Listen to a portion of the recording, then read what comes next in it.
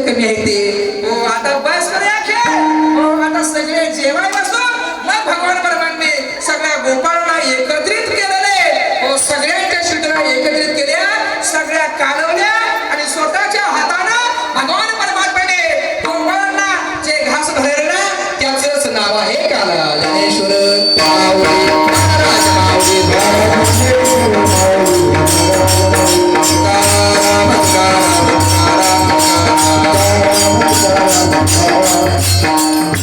झालेली सेवा भगवान पंडित गोपाळ कृष्णांच्या चरणी अर्पण करतो झालेली सेवा श्री संत बाळूमामांच्या चरणी अर्पण करतो झालेली सेवा असणारे सर्व गायक वृंद तुम्ही सर्व संत सज्जन मायबाप असणारे सर्व पंचक्रोशीतील वारकरी व सर्व या ठिकाणी मामांची सेवा करणारे सर्वांच्या चरणावर झालेली सेवा अर्पण करून सेवेला या ठिकाणीच पुनराम देत असताना तुका म्हणे वाळवंत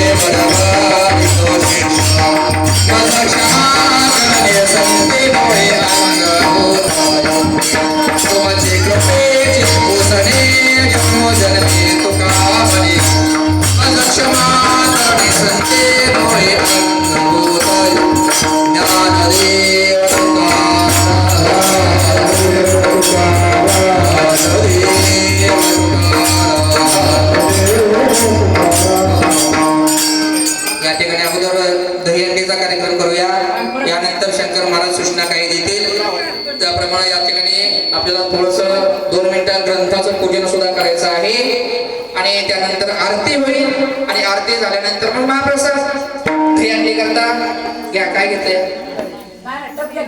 टप घ्या मोठा टप घ्या मोठा टप घ्या सुकलेला असावा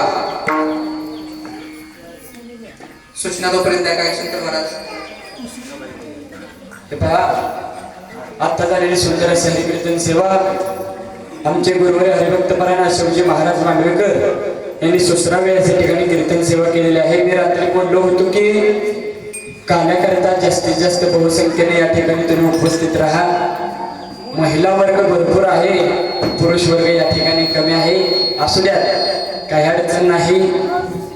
इथून प्रसाद नेऊन द्या. यानंतर दहीहंडीचा कार्यक्रम होणार आहे. दहीहंडी झाल्यानंतर या ठिकाणी ग्रंथाचं पूजन करून पुढच्या वर्षीची आपल्याला बंद करा माहिती. पुढच्या वर्षी आपल्याला पारायणाची सुरुवात या ठिकाणी या वर्षी करावी लागत असते. या ठिकाणी या वर्षीच करावी लागत असते. त्यामुळं आपण 5 ओव्या घेऊन पुढच्या वर्षीची सुरुवात या ठिकाणी आपण करणार आहोत. तरी उठा, फुला आपला काल्याचा आपण होईल आणि त्यानंतर सर्वांना जागेवरच काल्याचा प्रसाद दिला जाईल. कोणी सुद्धा जागेवर उठायचं नाही. हा बोला बोला.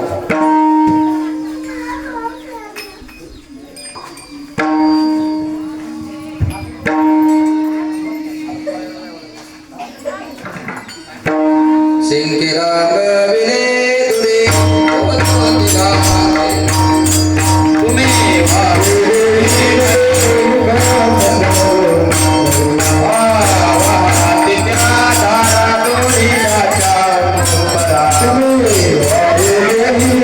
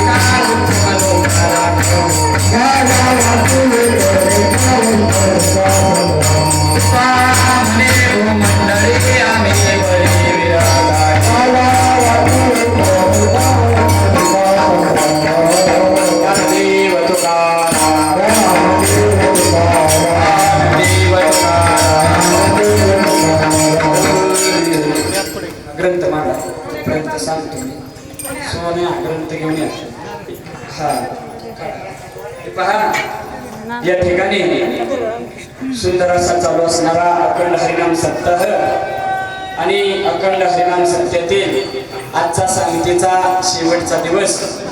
सांगता झाली की पारायण संपलं.